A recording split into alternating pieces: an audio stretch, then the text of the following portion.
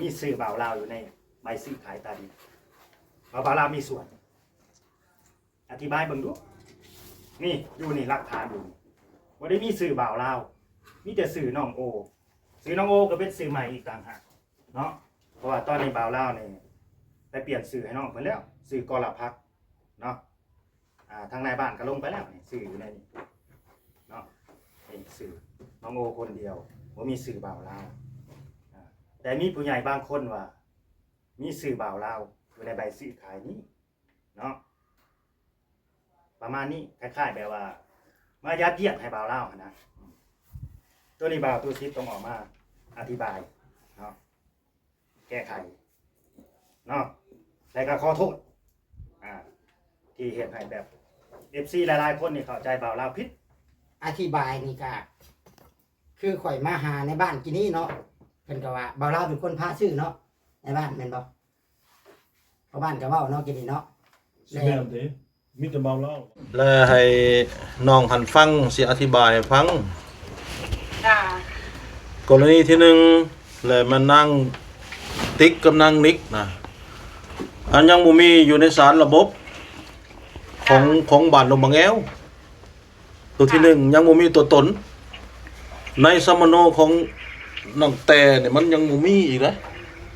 จ้าแม่นอันนี้น้องน้องหูอยู่จ้านี่ตัวที่1นะตัวที่2แหละแม่นสิทธิ์ผู้มาซื้อ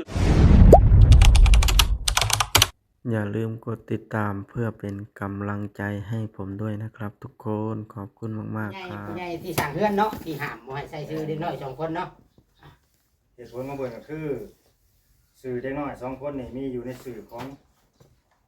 น้องแต่อยู่แล้วเนาะในสื่อของเพื่อนน้องแต่ที่น้องแต่อยู่แล้ว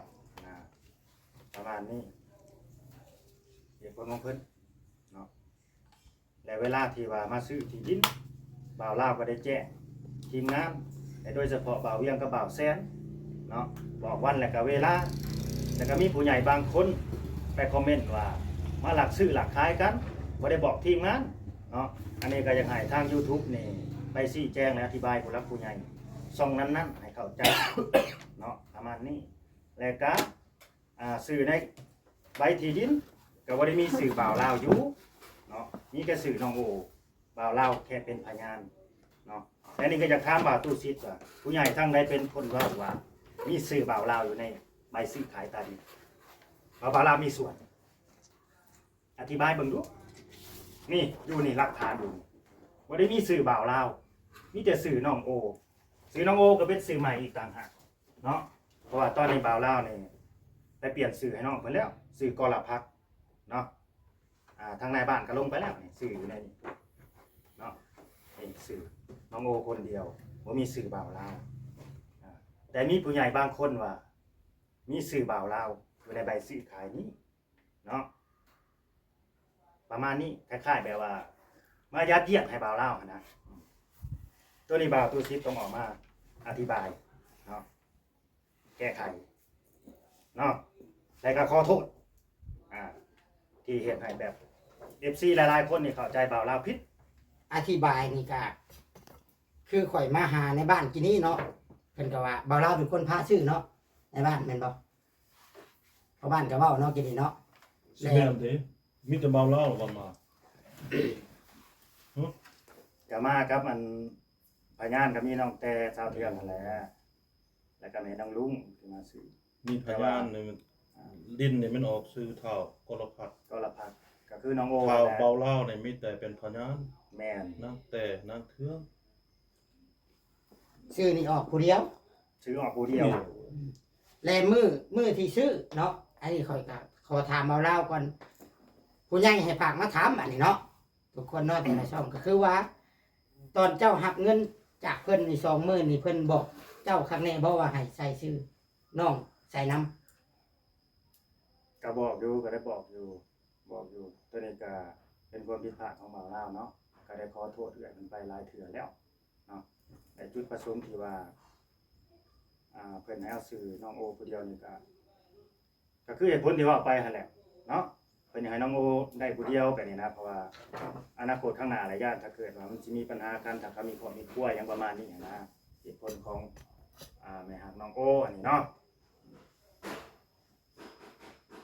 ส่วนเหตุผลที่บ่ใช้ชื่อน้องเนาะบ่เราเนาะ แล้วก็อีกอย่างหนึงน้องสองคนนี่ก็บ่มีชื่ออยู่ในสมโนครัวเนาะบ่มีชื่อแล้วก็อายุก็ยังบ่ถึง18 ปีก็ตามที่ว่าอ่อนกับนายบ้านเพิ่นก็เว้าอยู่คือปัญหาตัวนี้เฮาเคลียร์กันจบแล้วเนาะพอเคลียร์กันจบแล้วผู้ใหญ่บ้านเพิ่นก็ว่าให้ดำเนินการเลยเฮ็ดกันต่อได้เลยก็บ่คิดว่ามันสิมีปัญหายืนยาวมาอีกนะ ได้ค่อยขอว่าอีกบาทหนึงแล้วจังให้ในบ้านเพิ่นแก้ไขเนาะคือบ่เราเว้ามานี้พี่น้องในนามที่ว่าผู้ใหญ่เพิ่นก็ยังบ่แล้วเนาะผู้ใหญ่พุ่นบ่แล้วและ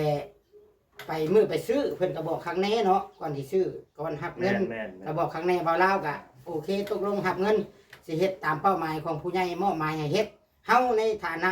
ในนามที่ว่าเป็นสายบุญเป็นสะพานบุญเนาะที่ผ่านมาแต่ละคนเฮ็ดตามที่ผู้ใหญ่บอกเบิดแม่นบ่เฮาเฮ็ดตามเพิ่นบอกและบัดนี้ในกรณีเบาลาวนี้บ่ใส่ชื่อตามเพิ่นบอกและถ้าหากว่าน้องสองคนนั้นบ่มีชื่อสมโนครัวหรือว่าบ่สามารถใช้ชื่อได้เฮาต้องแจ้งบอกเพิ่นคืนก่อนแจ้งบอกเจ้าของเงินเพิ่นว่าคือบ่แจ้งบอกเพิ่นก่อนว่าซื้อบ่หรือบ่ซื้อถ้าเพิ่นว่าบ่ซื้อก็เฮาก็ส่งเงินเพิ่นแต่นี่บ่ลาวหนึ่งบ่ใส่ชื่อน้องทั้งสองมากะบ่ได้ปรึกษาเพิ่นเลยและคิดว่าสิ่งที่เฮาเฮ็ดนี่มันถูกหรือบ่หรือว่ามันผิดแล้วก็ให้ทางในบ้านเพิ่นแก้ไขเรื่องสิเฮ็ดจังได๋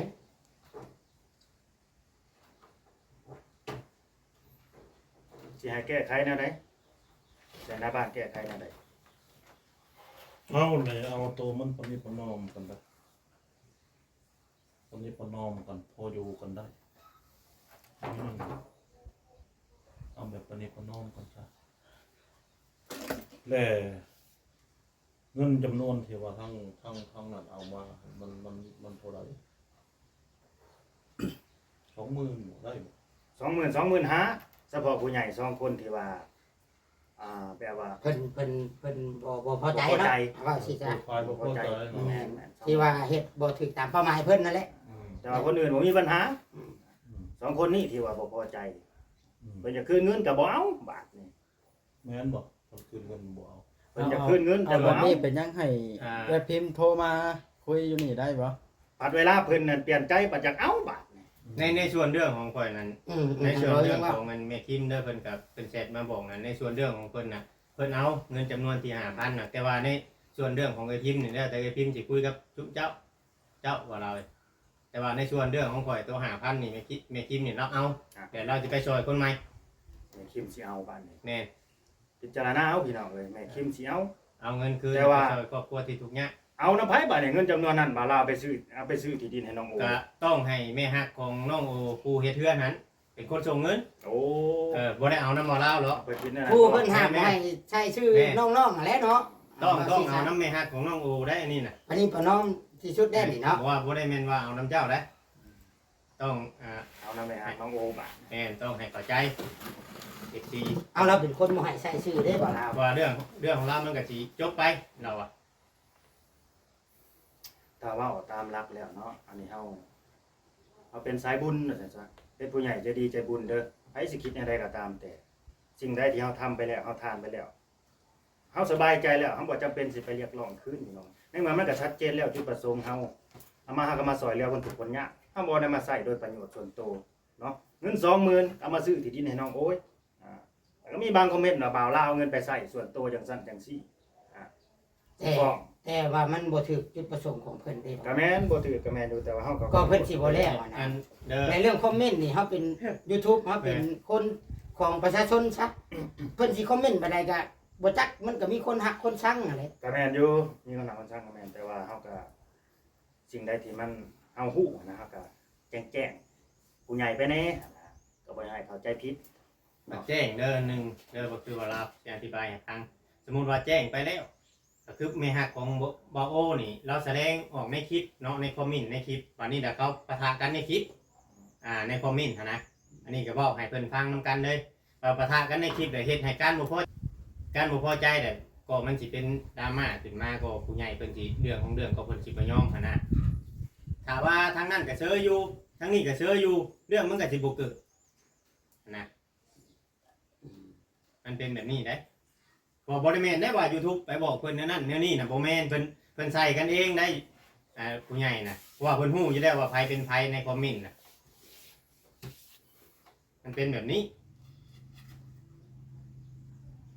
คำว่ามึงก็บ่เว้ากูก็บ่เว้ามันไผสิเว้าเนาะไผสิอธิบายออกมานะ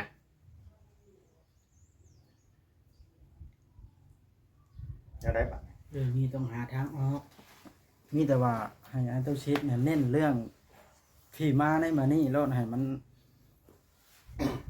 มาในด้วยเหตุผลใดหนะมาให้มันจบ ก็ ได้ คือว่าบ่เวียงว่าตอนนั้นว่าผู้ใหญ่ว่าสิรับซื้อดินให้ไหมบ่ เราเพิ่นโทรมาบอกข่อยแบบนั้นแหละข่อยก็เลยโทรบอกผู้ใหญ่เพิ่น ก็เลยได้มาหาในบ้านเนาะ แกงโทรลงกับตะโบนี้ในบ้านนี้ เอาพอกันแล้วก็ว่าทางที่ดีก็ซื้อไม้ได้มันถึงจบ แม่ ซื้อให้ คือ ไหม เราก็บอกไปชั้นอยู่ตอนมื้อนั้นเนาะเพราะ ไปบ่ซื้อแล้วตอนนี้จะเปลี่ยนใจละคุณทำคุณมาแล้ว คุณจะมาเรียกร้อง ก็ไปเรียกร้องเอาคนที่เขาคนจนน่ะไปเรียกร้องเอากับน้องโอน่ะแค่นั้นน่ะ มีแต่ว่าแม่ฮักของน้องโอนี่ให้มาเรียกร้องเอากับน้องโอ แม่ อืม ประมาณนั้น คือสร้างห้ามพิลึกแท้ซะ เพราะว่าเขาก็สายบุญคือกันกรณีที่ห้ามนี่เด้ออันนี้นะเพิ่นบ่ได้ห้ามบ่ได้ห่วงว่าให้ไอ้น้องเขาบ่ถือบ่ต้องให้เขาเกลียดเขาสั่งกัน แค่ให้น้องโอนี่เขามีความรับผิดชอบเนาะเฮ็ดกินเองทำกินเองในเมื่อน้องเขาก็มีครอบมีครัวอยู่แล้วนะบ่ต้องไปยุ่งกับเขา อยากให้อยู่ต่าง แม่นคือกันกับบ่าวลาวนี่แหละมามีครอบมีครัวนี่เขาบ่ต้องไปยุ่งกับครอบครัวพี่น้องพ่อแม่นะมันออกมาแบบนี้นะให้เข้าใจแบบนั้น FC ก็ดีเนาะเพิ่นบ่ได้มีจุดประสงค์ว่าอยากให้พี่น้องเขาบ่ถือบ่ต้องกัน อันนี้เขาก็ต้องแบบเข้าใจในจุดนี้ ไม่เข้าใจอยู่ แต่สิ่งที่มันผิดล็อกนั่นนึงก็คือ การซื้อดินนี่แหละ แล้วก็ ผู้ที่แม่ฮักน้องโอนะพัดเราผัดโมเมนต์คนซื้อดิน เงินเรามันบ่มีอยู่ในหันก็สิว่าผู้ใหญ่ที่เป็นซื้อดินบัดเพิ่นก็บ่พอใจเอาว่าสิซะก็เลยให้มาแก้ไขจักสิแก้ไขจังไดบัดนี้ก็ เข้าใจอยู่ ถ้าพ่อบ้านได้ฟังมานี่แหละสิยกให้เพิ่นตัดสินเด้อสิว่าสิหาทางออกจังไดเพราะมันสิบ่ผิดใจกัน ให้มันตกลงกันได้หั่นนะ แล้วว่าทางให้เรากับเราอ่ะชื่อบ่ชื่อเลยดินะสิเฮ็ดไว้แล้วต่อบัดนี้หาทางออกแบบใดน่ะบัดนี้นะ ให้ในบ้านเว้าก่อนแล้วจังสิมีหยังก็สิเสนอเพิ่นเติมน้ำหลังอีก ในบ้านยังคิดอยู่กรณีเจ้าของคนที่ซื้อดินนี่บ่ได้มีแต่ผู้ใหญ่2คนนี่เด้อเนาะเจ้าของเงิน 20,000 กับ 5,000 นี้ราคาดินมัน 55,000 เนาะส่วนถ้าผู้ใหญ่ท่านอื่นๆนี่บ่มีปัญหาหยังเพิ่นบ่มีปัญหาหยังเราเล่าคุยกับเพิ่นไปแล้วเนาะมีแต่2คนนี่แหละอันนี้ก็ทั้งเอ้ยพิมพ์นี่ก็บ่เล่าก็ยอมรับว่าบ่เล่าผิดเนาะที่ว่าบ่ได้เฮ็ดตามสัญญาเป็นจุดประสงค์ของแม่ฮักเพิ่นเนาะหวังว่าทุกคนจะเข้าใจด้วยครับ ก็จะสิว่าจังไดเนาะ แล้วในกรณีที่แปลว่าผมมีชื่ออยู่ในใบชื่อขายที่ดิน อันนี้แจ้ง FC ให้ผมด้วย เพิ่นก็คือสิฮู้ได้แล้วนี่เพิ่นเว้า แล้วก็ขอโทษผมด้วย ผู้ใหญ่คนไหนที่พูดว่าผมมีชื่ออยู่ในใบที่ดิน เดี๋ยวให้เจ้าโทรหาเพิ่นเองอะนะ ให้โทรหาเอง แม่นข่อยก็เอาความจริงมาเว้าข่อยก็เอาความจริงมาอธิบายมา แล้วก็บอกว่าผมนี่บล็อกเฟซเขาผมบล็อกตอนไหนผมไม่ได้บล็อกเนาะใส่ฮาร์ดเขาเรียกว่าใส่ไลน์กัน คือสิ่งที่มันบ่ถูกต้องคือข่อยเว้าแล้วข่อยสิย้ำอีกก็คือว่า ผู้ใหญ่ที่เพิ่นสร้างเฮือนน่ะแม่นเข้าใจเนาะในมุมของบ่าวลาวบ่น้องโอบ่อยากให้น้องโอได้เฮือนฟังความแม่ฮัก แล้วบ่ให้ใช้ชื่อมันผิดตรงที่ว่าเจ้าบ่แม่นเจ้าของเงินซื้อดินแล้วเจ้ามาออกคำสั่งถ้าว่าเจ้าอยากให้ได้ผู้เดียวเป็นหยังเจ้าบ่ซื้อต่างหากโลดแล้วยกขอบตัวนี้ให้น้องยกให้เท่าโอตัวไหมมันก็บ่มีปัญหากัน อันนี้ข่อยว่าเป็นกลางที่สุดเลยนี่บ่ได้เอียงขึ้นเอียงพี่ไดเป็นกลางแล้ว แล้วผู้ใหญ่กับจังบ่เครียดเจ้าบ่อันนั้นเจ้าบ่อยากให้เจ้าว่าง่ายๆซะบ่อยากให้เบาเล่าแล้วก็แต่มือซื้อปุ๊บคือจะว่าเราบ่มีซื้อในสมโนครัวกับปรึกษาในบ้านเห็นอะไรในบ้านเฮาสิแก้ไขให้เด็กน้อย2คนนี้มีชื่อได้ใส่ชื่อได้แต่คือในบ้านเว้าคลิปก่อนเจ้าก็บ่ได้เว้ามาเลยเรื่องเด็กน้อย2คนนั้น บ่ได้เว่าไว้เพราะว่า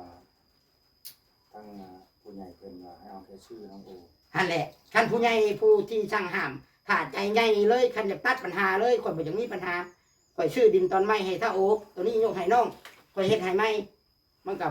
บ่เป็นแบบนี้นะ จะแม่นอยู่จะว่าไปแล้วมันก็ถือ คือมันต้องเป็นแบบนั้นบ่ล่ะเว้ย ในกรณีเพิ่นก็เว้าอยู่ว่าช่วงที่มีปัญหาเพิ่นก็สิคืนเงินนะแต่ทางแบบบ่เอานะ นี่บอกกันแล้วบ่เรื่องคืนเงิน เว้าแล้ว เว้ากับบ่าวเวียงบ่ บ่ เว้ากับไผ เอา บ่เจ้ายังบ่ได้เว้านำข่อยได้เรื่องคืนเงินมีแต่เว้าเจ้าเว้ามื้อนั้นน่ะมีแต่ว่าสิซื้อดินให้ไหมมื้อจะโทรหาข่อยน่ะ เป็นสิคืนแล้ว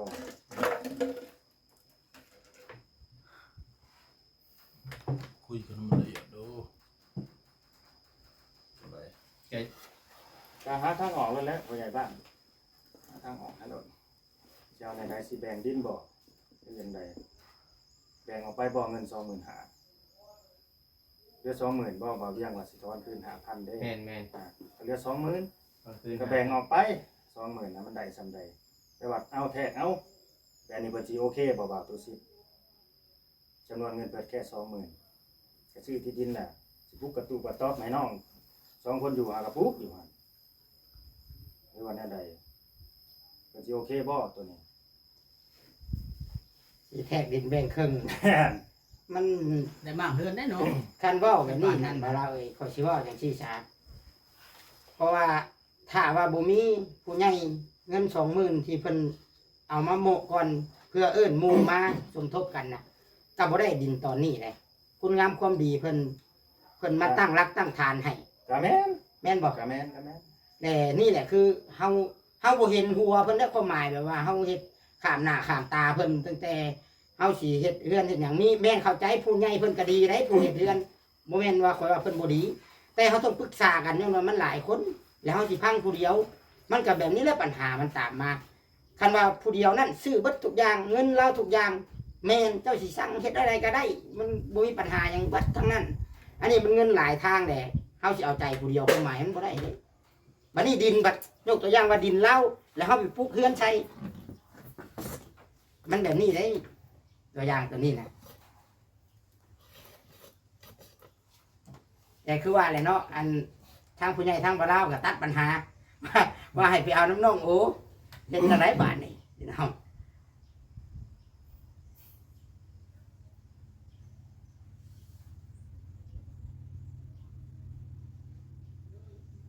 ก็ง่ายว่าคือทางบ่ลาวนี่คุยกับทางผู้ใหญ่บ่ได้บ่ง่ายๆถ้าในเรื่องนี้เนาะทางผู้ใหญ่ นั่น เลย บ่ เรื่อง เพิ่น นี้เนาะ ติดต่อมาอยู่บ่หรือว่า เพิ่ เพิ่ น น ติด บ่ ต่อ ติด มา ต่ อ อยู่ เลย ตัวในไร ติดต่อมาอยู่ แต่เรามีเรื่องมีหยังแล้วเพิ่นไปนะ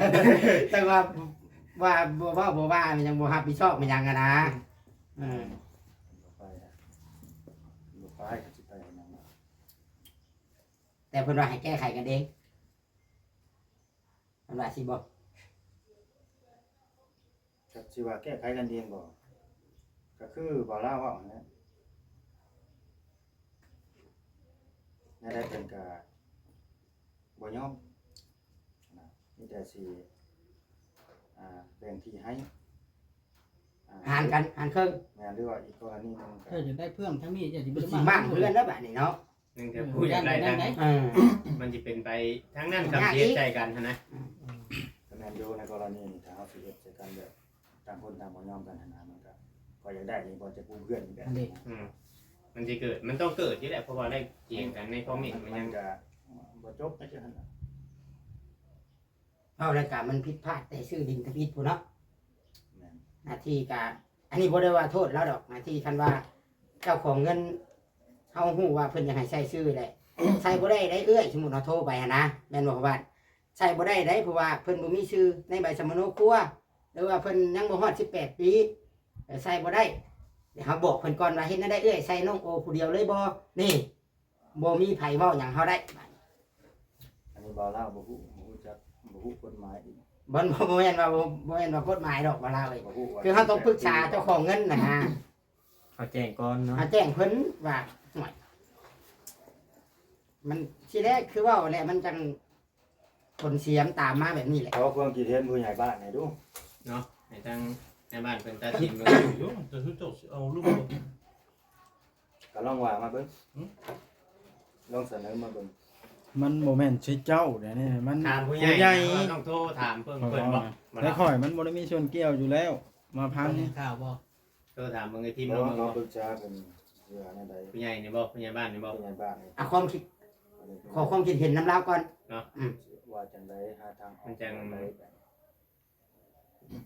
ก็ตัวข่อยบ่อยากได้ยินแท้คือว่ามั่งเฮือนมันสิบ่ได้แล้วมั่งเฮือนน่ะ ถือว่าโพดเนาะ มันเกินปานใด เพื่อน สำ บ่ เร็จ ทัน มัน แล้ว ใหญ่ มั ขึ้ น น แล้วแหละเนาะ มันแล้วแหละจะมาเงินบางชาตินี่ก็มันบ่จะเข้าท่าปานใด กำลังบ่แห้งแล้วเนาะ โอ้บัดนี้ส่วนเหตุและผลของพระเจ้าเนาะมื้อนี้ก็จังฮู้ชัดเจนว่ามันมาแบบใดแบบใด เลย ทั้งที่ว่าดินข่อยนั้นมันก็ซุ่มซื่นอยู่มันบ่ได้มีปัญหาพี่จ้ะ มีปัญหาอยู่นำคน ผู้พามาซื้อ แล้วข่อยก็กันว่าสิส่งคืนเงินคืนก็บ่เอาจักสิเฮ็ดได้ เดี๋ยวเพราะว่าเดี๋ยวนี้เนี่ยเพิ่นเอาแล้วบ่บ่เวียง ของเฮาน่ะเอาอยู่ แม่น เพราะว่าเพิ่น บ่ได้อันตัวส่งเงินคืนนี่ ตัวนี้ข่อยก็บ่ได้คุยว่าเรื่อง เพ ส่ ราะ งเงินนี่ เพราะว่าเพิ่นแชทมาบอกว่าเรื่องของเราน่ะเพราะว่ามันมีปัญหาในการปะทะกันในคอมเมนต์แหละเรื่องของเราน่ะขอแค่เงินคืนน่ะเป็นเรื่องของไอ้พิมพ์น่ะแล้วแต่เพิ่นสิคุยกันของเฮาน่ะคืน 5,000บ่ง่ายๆซะเพิ่นบอกนะค แต่ รับ เพิ่นก็อยากล้มน้ำมาแหละไป แม่นเพราะว่าเฮาก็เว้าตามจุดประสงค์ของผู้ใหญ่ได้นี่ ถือว่า เพิ่นแม่น ผู้ใหญ่ทั้งบ่เวียงนี่แล้ว ได้ แล้ว จำนวนเงิน25,000มันมี2คนเนาะ แม่นสองคน หรือว่าให้ท่านนายบ้านเพิ่นคุยกับเบยพินโดยตรงผู้ใหญ่คุยกันบ่ กด ผู้ใหญ่คุยกันล่ะ ผู้ใหญ่เนาะ หาลือเบิ่ง บอกของมาเวียงบอกโทษก็ได้ ของเจ้าก็ได้ของข่อยมันบ่อยากมีสัญญาณ ผู้ใหญ่หาทางออกเบิ่งก็คือว่าแล้วเฮากับอีตนเด็กน้อยผู้มันได้เฮือนฮะมันก็เป็นตาอีตนจังเฮ็ดให้จะพากันจุดประสงค์ดีทั้งเบิดละบาด เบิด นี้ ผู้คนหั่นแหละที่ว่าถ่ายก็บ่แม่นว่านั่นดอกถ่ายก็จะให้ได้ให้หยังนั่นแหละ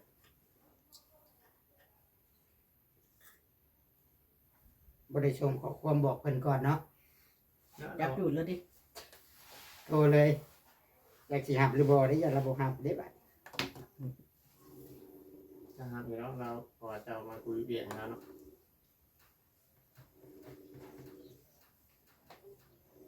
พวกกระบุ ขี่รถตุชิดเดยันเมา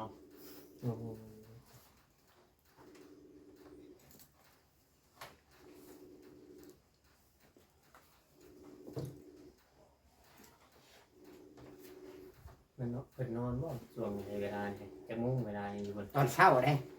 อยู่บนประเทศฉันก็สวีเดนบ่สวิตเซอร์แลนด์นี่แหละ วีเดนนี่แหละ สิซ่ากว่าเฮาเวลาอยู่พุ่นอาชีพแบบว่านอนตอนเช้านี่ก็มีเลย เนาะ บ่แม่นมาอยู่ไทยเนาะ บ่ อยู่ต่างประเทศได้หับแล้วนั้นสวัสดีครับพี่ ตอนนี้ถ่ายคลิปอยู่นะครับ ขออนุญาตว่าไทยเลยพี่น้อง อันตอนนี้อยู่เพื่อนในบ้านแน่พี่น้องอันน่ะเอ้ยแล้วก็มีบ่าวลาวก็นั่งอยู่ทั้งข้างนี้ตอนนี้กาชีให้เอ้ยเว้ากับในบ้านเพิ่นเอ้ยว่าเรื่องราวเป็นจังไดตั้งแต่เริ่มต้นเนาะที่เอ้ยส่งมาหาบ่าวลาวหั่นนะว่าเป็นจังไดเอ้ยอธิบายสู่ผู้ใหญ่บ้านพังเด้อ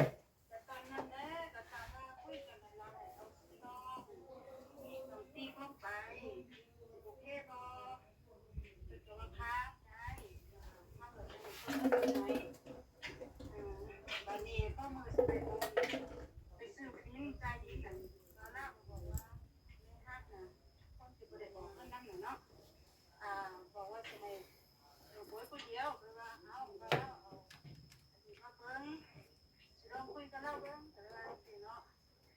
คุยกันน้ำลายนั่นแหละเพิ่นก็บอกว่าซื้อน้องเขาสองคนน่ะมันอยู่น้ำหนองแต่ไปแล้วสันตลักเขาบอกเป็นยังเอาซื้อน้องสองคนพ่อมาซื้อแต่รักๆซื้อน้องโอ้อยู่นั่นแหละเลยว่าสิแค่พ่อไว้กันไว้ซื้อไปได้มื้อนึงหันน้องถ้าสมมุติว่าอันนี้บ่ได้เรื่องบ่ได้นี้น่ะ โดย เงินก็ล่ะ โดย ชุดแรกๆเขาบ่ได้คิดอิหยังเป็นสาระก็คืออย่างน้องเขาอยู่นำกันนั่นนะบ่ได้ไปเลยเนาะอยากให้พี่น้องเขากองดองกันนั่นแหละอย่างมากไปนะ เอ้ยบัดนี้แหละน้องสิให้เอ้ยนี่เว้ากับผู้ใหญ่บ้านเพิ่นหาทางออกให้แหละแล้วก็สุดแล้วแต่เอ้ยว่าเอ้ยสิเอาจังใดต่อหั่นนะแล้วสิให้เพิ่นหาทางออกให้เพิ่นเว้าสู่ฟังว่ามันเป็นจังใดแต่ว่าส่วนของผู้ใหญ่ทางเว้าลาวเราว่าเราบ่รับผิดชอบแล้วตอนนี้หั่นนะ เมื่อเขาได้ตอบกันแล้ว เรื่องเกี่ยวกับทุกอย่างนั่นแหละเราว่าเราบ่รับผิดชอบ เปลี่ยนแปลงได้ก็เอาน้องเขาได้ก็คือเรื่องมันก็จบแล้วมันก็บ่ได้บุญบ้านหยังแหละมันประสงค์นะแต่ว่าเฮาบ่ได้ยินอิหยังจากการแก้ไขจากบ้านเราคือเราบ่เคยสนใจนะเราบ่ได้แต่ว่าให้ความรู้เฮาสินะ โดยจุดประสงค์ก็แล้วพอบ้านว่าจะได้แก้ไขได้อยู่บ่คันว่าเอาชื่อสองคนนั้นใช้บัด ใช่บ่แม่นว่ามันเป็นอิหยัง ว่าหมายเหตุใช่เห็นบ่เดี๋ยวเปิดวงเล็บหมายเหตุใช่เนาะเขียนใช่ จ้าแม่ก็แค่เอาชื่อน้องลงแต่ว่าหัดนี้มันบ่ได้จังที่เฮาเฮ็ดนะจังที่เฮาบอกนะแหมมาหามเฮาบ่ให้มาเป็นหนูมันก็บ่โอเคแล้วแม่นบ่ล่ะ โดย เออ บ่เขาสิคุย บอกกับในบ้านเด้อเอ้ย สบายดี จ้า สบายดี จ้าสวัสดีจ้า จ้า จ้า คุณยายบ้านบ้านบ่แง้วเนาะเลยจะเว้านี่เว้านี่ขออนุญาตเอิ้นเอื้อยเด้อ จ้า ขออนุญาตเอิ้นเอื้อย โอ้เอ้ยบ่ เอิ้นน้องก็ได้เนาะ จ้าเราบ่ทำเขา อ๋อแสดงว่าอายุยังประมาณ30ปลายนี่เนาะ บ่จ้า40กว่าแล้ว โอ้สันข่อยก็เป็นอ้ายคือเก่าหั่นล่ะ จ้า เนาะตามที่ทางเจ้าเว้ามาทางโทรศัพท์เลยข่อยก็นั่งฟังเลยตั้งใจฟังอยู่เนาะคือในกรณีเอานางชังนางตุ๊กนางนิกบ่ โดย ติ๊กนิก นิกเนาะเอาเข้าหั่นเนาะแล้วให้น้องหันฟังสิอธิบายให้ฟัง จ้าก รณีที่หนึ่งแล้วมันนั่งติ๊กกับนางนิกนะอันยังบ่มีอยู่ในสารระบบของบ้านลงบางแอวตัวที่หนึ่งยังบ่มีตัวตนในสมโนของน้องแต่เนี่ยมันยังบ่มีอีกเลย จ้าแม่นอันนี้น้องน้องหมูอยู่จ้า นี่ตัวที่หนึ่งนะตัวที่สองแหละแม่นสิทธิ์ผู้มาซื้อดินน่ะมันมีแต่เท่าโอ้บ่โอ้ยบ่แล้วก็มันมีพยานนี่เบาลาวแล้วก็นั่งแต่เอื้อยเท่าโอ้ยหั่นแล้วก็นั่งเทืองคนข้างเฮือนน่ะนี่คือพยาน จ้า ในลักษณะดินในจำนวนดิน200ตารางเมตรนี้เป็นชื่อของเท่าโอ้ยถือว่าเท่าเบาลาวนี่เป็นชื่อเป็นพยานที่ชื่อตัวที่3เนาะสิทธิ์ที่น้องนุ่งทั้งสองนั่งนิกนั่งติ๊กนะสิได้สิทธิ์นั่นแล้วมันมาขึ้นอยู่กับเท่าโอ้ยเพราะว่า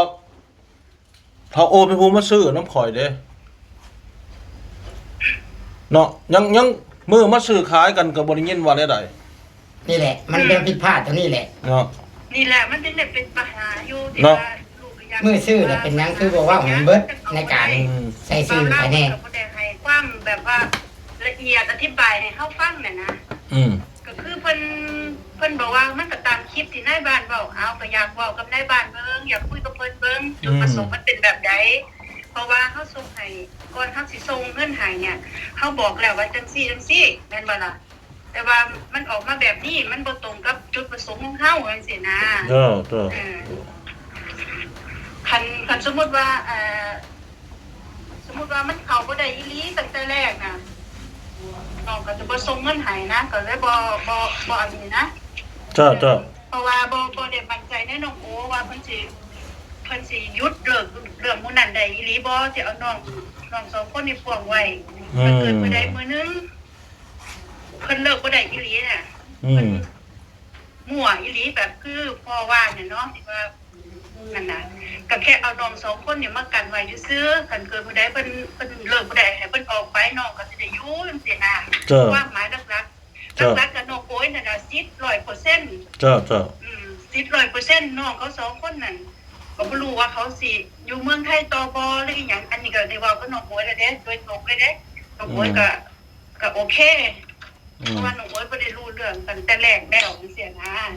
อันนี้น้องโอ้ยก็ว่าโอเคก็บ่เป็นหยังก็คิดว่ามันสิจบก็เลยส่งแล้วก็ได้เว้ากับบ่าวลาวก็ว่าโอเคเอ้ยเดี๋ยวน้องก็เพิ่นก็ฮู้โตดีแล้วว่าเพิ่นบ่ได้เฮ็ดตามที่เฮาบอกเพิ่นก็บอกเดี๋ยวจะให้ไปเว้ากับนายบ้านให้ฟังมันก็เรื่องมันก็คือนายบ้านบอกในคลิปนั่นแหละเขาก็อยากได้ยินจากปากจากพ่อเองเนาะว่าสาเหตุมันคืออีหยังบ่าวลาวได้บอกตั้งแต่เริ่มแรกบ่อย่างนั้นซั่นนะคือเพิ่นบ่ให้ความกระจ่างของเฮาก็บ่เข้าใจจังซี่นะมันก็เลยเกิดดราม่าแล้วก็อีกอย่างนึง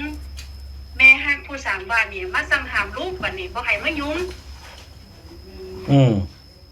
นั่นมันก็บ่โอเคน่ะลูกก็เป็นคนซื้อดินให้ตอนนึงคือกันควรสินั่นให้เกียรติเฮาแน่จังซี่น่ะมาสั่งห้ามเฮาเลยเด้บัดนี้บอกก็บ่สั่งห้ามน้องบอสบ่ให้ไปยุ่งบ่ให้ไปทายน้องบอสเขาก็มีส่วนในดินตอนนี้คือกันสิไปห้ามบ่ให้หยังห้ามบ่ให้พี่น้องเขาไปมาหาสู่กันห้ามเฮ็ดหยังลูกก็บางสิสมควรที่ส่งเสริมพี่น้องเขาปรองดองกันไปมาหาสู่กันจังซี่น่ะจุดประสงค์ของเฮาน่ะเฮาบ่ได้คิดแบบ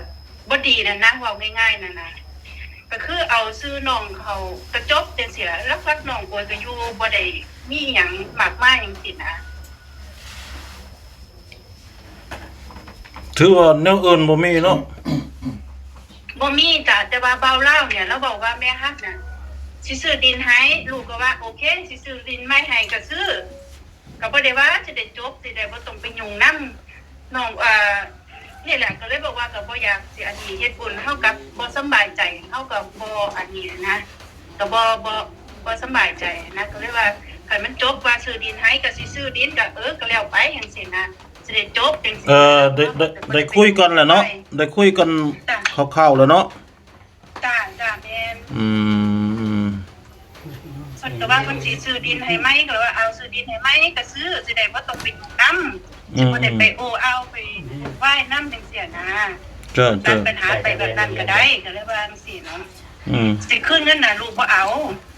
บ่อยากได้เพราะว่าเฮาเนี่ยเป็นตัวตั้งตัวตีสิซอยเหลือน้องโออยู่แล้วตั้งแต่เริ่มแรกตั้งแต่ทักหาเบาเล่าแล้วนั่นตัวว่าขอโทษตัวว่าสิส่งคืนเนี่ยได้คุยกันบ่จ้ะเบาเล่าเพิ่นบ่เคยได้คุยกับลูกเพิ่นไปคุยกับผู้อื่นแล้วก็แค่ส่งผ่านมาเพิ่นบ่เคยแบบเว้ากับลูกโดยตรงจังซี่นะเรื่องซื้อนี่ก็คือกันก็เว้ากับเบาเวียงบ่ได้เว้ากับเฮาโดยตรงจังซี่จ้ะพอโทรถามก็เพิ่นก็วางสั่นล่ะคันเพิ่นบ่เปลี่ยนใจเพิ่นว่าเพิ่นก็เว้ากันแนวนี้บัดนี้โลเล่นั่นน่ะเว้าบ่เป็นผู้ใหญ่อ่ะนะสมมุติว่าสมมุติว่ามันเฮ็ดได้มันก็ไปกันนั่นยากๆแล้วซ้ำแก้มาทั้งปลายนี่สมมุติว่าเพิ่นซื้อดินให้นี่สิเอาบ่สิแล้วบ่ก็แล้วจ้ะเพราะว่าเฮาจะบ่ได้ไปยุ่งแล้วเอาซื้อน้องโอ้ยได้บัดนี้สิเอาซื้อเด็กน้อย2คนนั่นบัดนี้ตัดปัญหาไปเลยบ่ให้เพิ่นมายุ่ง คันสมมุติว่าน้องเพิ่นยังเด็กน้อยอยู่เพิ่นอยู่พุ่นก็เอาชื่อพ่อมารับรองแล้วก็ให้YouTube น่ะเขียนไปนำว่าบ่ให้ขายพ่อน่ะแค่มาเซ็นรับรองซื้อพอน้อง2คนนั้นเขารู้รวมวุฒิภาวะแล้ว18แล้วจะค่อยมาอันนี้นั่นแก้ไขไปอันนั้นลูกก็โอเคลูกก็บอกแต่แรกแล้วนะเขาซอยจุดประสงค์ก็อยากให้เพิ่นได้ดีขึ้นมานั่นล่ะเนาะให้โอกาสน่ะนะบ่ค่อยหยังดอกแต่เริ่มแรกยังก็อยากสิสร้างบ้านให้เพิ่นบัดนี้เห็นแม่นางว่าสิขายดินให้เพิ่นก็บอกเขาเล่าอยู่ว่าไปถามเพิ่นก็พบเป็นปัญหามานี่ล่ะก็เลยให้ไปหาบ้านหม่องไม้แล้วก็ใกล้นี่แหละก็เลยว่าเอาเบาเล่าเปิดสมทบเบิ่งดูสิได้เอาเงินมาสร้างบ้านให้น้องนี่อีกอย่างนึงสิได้เปิดโอกาสให้ผู้อื่นเพิ่นได้เฮ็ดบุญนำจังซี่นะบ่แม่นแบบโอ้ยขอยใจใหญ่ใจโตเฮามีอยู่เรื่องนี้น่ะแต่ว่าเฮาอยากให้ผู้อื่นน่ะมีโอกาสนำจังซี่นะก็บอกเพิ่นตั้งแต่แรกแล้วเด้ถึงบ่มีเวลาก็เฮ็ดให้ได้คือกันเพราะว่าเฮาก็สั่นเฮาก็บ่ติดต่อไปนะเจ้าเพราะเข้าใจแล้วบัดนี้จ้าขอโทษขออภัยพยาบาลนั้นด้วยจ้ะลูกก็บ่ได้แบบอยากมีปัญหาหยังเพราะว่าเฮาบ่ได้คำอธิบายที่ดีจากเบาเล่านะติดนี่แล้วว่าเป็นตัวเสื่อมให้คุยกันให้เจ้าโอเคเลย ได้เลยขอบใจด้วย โอเคเนาะจ้า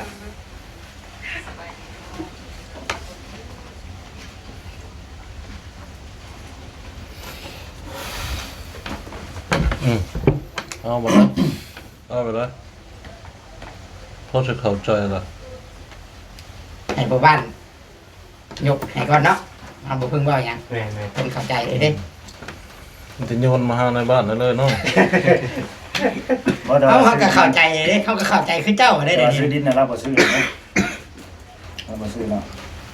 บัดนี้ทางนี้บ่รับผิดชอบแล้วบัดนี้คือว่าปัดนะ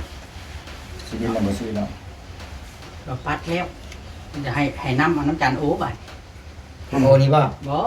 โอ้ว่าโอลี่บ่บ่เกี่ยวเด้ถือว่าซื้อดินเพิ่นก็บ่ซื้อแล้วเนาะบ่ซื้อแล้วเนาะซื้อนั่นแหละเอาชื่อเขาต้องวงเล็บเขาหั่นเอาชื่อ2คนนั่นเขาจำนั้นจบเรื่องจบข่าวแล้วผู้ใหญ่ทำมันเบาเล่าได้แบบนี้ก็บ่มีสิทธิ์ห้ามได้ของคันว่าเราอยากห้ามเราก็รับผิดชอบทั้งแล้วเที่ยวมันเป็นปัญหาว่าคันเอาวงเล็บเขาทั้งนั้นก็สร้างมั่งเฮือนนี่ไปพุ่นเด้ชุดของเราน่ะเนาะเราอยากมั่งชุดของเราแล้วเราเป็นคนเฮ็ดแม่นว่าอยากให้เกิดขึ้นปานนั้นนี่แหละเดี๋ยวจังให้เราก่อนหรือว่าให้เราเมื่อปรึกษากับแม่เราก่อนบ่อยากเราก่อนบ่ได้เอากี่ท่านมาหลายเทื่อเลยเอ้ยให้แล้วเลยเนาะเขียนชื่อสิบ่ได้บ่วงเล็บแต่แล้วแหละคือจะมาเฮ็ดเนาะถามมันก่อนวงเล็บใช้แต่ว่าเป็นการบ่แม่นว่าสิเซียนผู้เดียวได้เด้เนาะพ่อเนาะคณะมันหลายเด้การแทกดินแทกหยังนั้นก็หลายคนเด้เลยก็สิได้ปรึกษาร่วมกันอีกเด้วงเล็บบ่ได้ดอกผู้ต้องถามน้องโอกูยินยอมบ่สิว่าจันโอไว้ใช่น่ะบ่ได้ดอกเราบ่มีสิทธิ์ดอกมันเป็นเงินของผู้ใหญ่มันผิดพลาดแต่ตั้งแต่ที่แรกแต่ชื่อที่แรกผมเราสิทธิ์ตัวนี้ว่าบ่ได้โมเมนต์เงินน้องโหถ้าว่าเงินจากน้ำผักน้ำแดงแล้วนะบ่มีไฟสิเอาให้มีไฟสิโชน้ำจนเพราะนั่นน่ะก็ถือบ่แม่นเงินน้องโอแต่ว่าสื่อในใบสื่อภายน่ะสื่อน้องโอบ่ได้มีสื่อผู้ใหญ่ใจดีแต่ละคนเนี่ยชื่ออยู่แต่เจ้าเป็นคนเฮ็ดเด้สุดท้ายก็ครบผิดก็มันเป็นน้ำเจ้าได้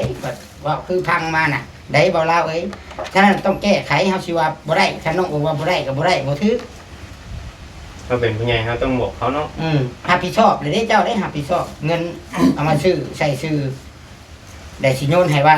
แล้วแต่น้องโอบ่ได้คันเงินเราคือบ่เวียงเว้าแหละไผก็เฮ็ดหยังบ่ได้เอาคันบ่ท่าจ้ะขายเราอยากขายก็ได้ผู้ใหญ่เองก็ยังโทรมาเว้าเองกับในบ้านเด็กอ่ะเจ้าเองก็ยังยอมรับว่าแม่นเพิ่นผู้นี้ฝากมาให้เจ้า แล้วมันผิดนี่ผิดแล้วเพิ่นก็เว้าคืนมาได้มันผิดจุดประสงค์เลย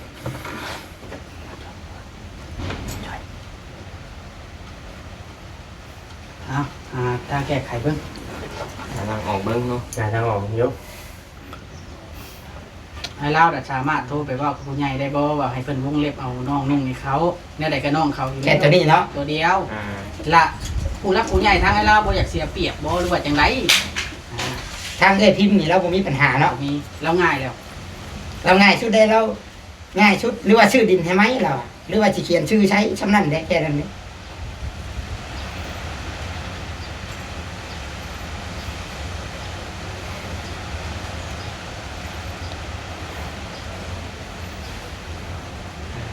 ในลักษณะจากที่เขาฟังเลยพิมพ์เว่าเนี่ยแปลว่าเล่าเป็นผู้ออกขึ้นตั้งต้นแล้วบ่อยากให้ภายมาเบ่งอำนาจนะอยู่ใน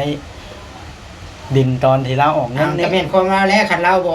แบบเดียวกับเพชรผ้าป่านี่แหละเนาะ นั่ คัน นแห บ่ ละ มีเจ้าภาพก็มันก็งานนั่นก็บ่เกิด 1,000ก็ตามนะ มีเจ้าภาพเผยกองบุญเฮ้ยเจ้าภาพกองบุญเพื่อหาเฮ็ดบุญใหญ่ได้ก็ต้องมีเจ้าภาพตั้งขึ้นเฮาสิมาข้ามเพิ่นบ่ให้เพิ่นบ่ใส่ชื่อเพิ่นเป็นเจ้าภาพไปได้ เพราะสิ่งที่เราบ่พอใจที่สุดก็คือเราบอกว่าบ่ให้พิมพ์เขามายุ่งแล้ว เสียใจเนาะ เสียใจฉะนั้นล่ะพิมพ์เสียใจ เสียความรู้สึกอะไรว่าไงใช่เสียความตั้งใจเนาะ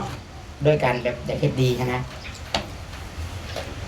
สิยากหยังวงเล็บเข้าซื่อๆเนาะ